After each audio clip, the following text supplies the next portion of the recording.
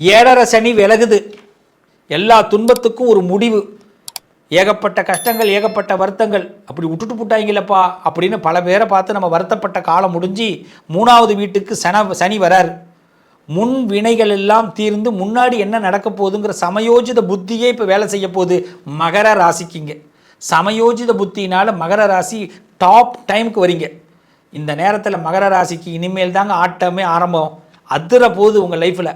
எல்லாமே நல்லதாக நடக்க போகுதுங்க. ஆமாங்க, 7.5 சனி விலகிறதுல ஒரு பெரிய விஷயம் என்ன தெரியுமா? உடல்நல கோளாறுகள் நீங்கும். நமக்கு ஒரு ஹார்ட் ப்ராப்ளமே வந்திருக்கலாம், தலைக்கு வந்தது தலப்பாகையோடு போயிடுச்சு. இனிமேல் கட்டத்துக்கு வேலையே கிடையாது.